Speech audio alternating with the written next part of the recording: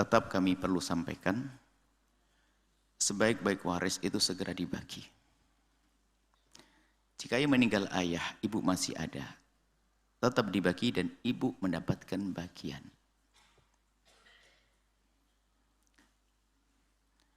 Seolah-olah ada seorang anak berkata, seolah-olah kalimat baik anak berkata, jangan dibagi dulu masih ada ibu. Jangan dibagi dulu masih ada ibu. Dia tidak sadar kalau dibalik kalimat itu adalah nunggu ibu mati. Nggak sadar dia. Kurang ajar halus dia, nggak sadar. Terus, kapan dibagi? Ayo jawab apa dia? Nunggu ibu mati. Belum tentu ibu mati duluan, bisa kau dulu nak. Kenapa pakai nahan tunggu? Ayo.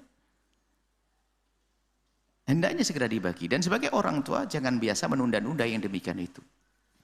Karena seorang anak mungkin punya hajat. Ayahnya sudah tidak ada, dia pengen mandiri. Harta warisnya ingin digunakan untuk mandiri. Dibagi segera. Sebab kalau semakin lama itu terjadi percekcokan pada akhirnya.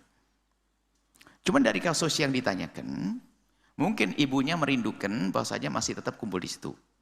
Maka sangat baik bagi semua anak-anak merelakan, kalau memang sang anak tidak punya kebutuhan ya, kalau anak belum mandiri kan haknya dia untuk bisa. Mungkin anak punya tanggungan utang yang harus diselesaikan dan sebagainya. Tapi mungkin seorang anak bisa bersabar, tapi jangan sampai terlintas nanti naudzubillah karena hajatnya anak banyak, diam-diam mengatakan kapan ibu mati biar segera dibagi. Oh, bisa masuk loh itu, hati-hati. Karena hajatnya terlalu mendesak. Pas ibunya sakit langsung segera dibagi. Berarti mengharap cepat mati. Memang bahaya itu diam-diam. Kayaknya itu biasa-biasa saja. Kita mencoba mereka-reka sesuatu di balik itu. Coba, yang nggak punya hajat mungkin nyantai. Semoga ibu panjang umur di rumah ini. Tapi kalau ibu punya hajat, anakku sekolah nggak bisa ini ya, rumah ini belum dibagi ini. Akhirnya ngomong, ibunya sakit, ya sakit, paling sebentar lagi mati. Kan kurang ajar. Naudzubillah. Nah, untuk anak, seandainya melihat permintaan ibu semacam itu, boleh saja bersepakat begini. Tetap di luar pembicaraan dengan ibu, sudah dibagi tentang didudukkan permasalahan rumah. Datang ke notaris, ke ahlinya, orang bagi waris, bahasanya rumah itu milik bersama. Hitam di atas putih, bahasa miliknya si A, si B, si C, dan sebagainya. Cuman kami semua rela untuk meminjamkan hak saya untuk ibu saat ini untuk sementara. Bahkan sampai kapanpun selagi ibu masih hidup.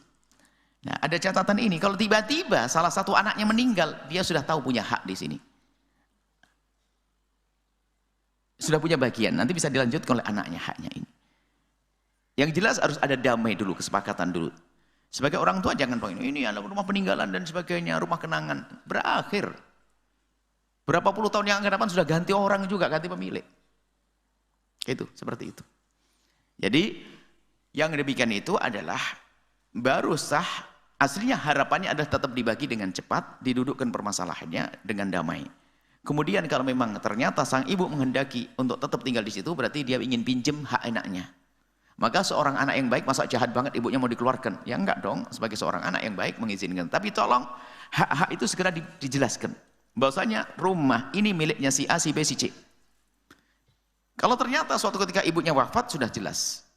Termasuk bagiannya ibu diwaris lagi nanti pada akhirnya. Kalau ternyata yang meninggal anaknya, cucunya sang ibu, jelas. Karena sudah dicatat di situ hitam di atas putih. Supaya tidak nanti terjadi perselisihan. Percekcokan karena waris. Seperti itu insya Allah. Jadi semuanya bisa akan damai. Bahkan nanti kalau seandainya damai semuanya, biar nggak ribet adik-adik, kan kita kaya semuanya. Terus gimana abang? Kamu sudah punya rumah, aku pernah. Sekarang apa? Hak kita gimana kalau kita berikan ke ibu, biar harta ini semuanya milik ibu. Sah?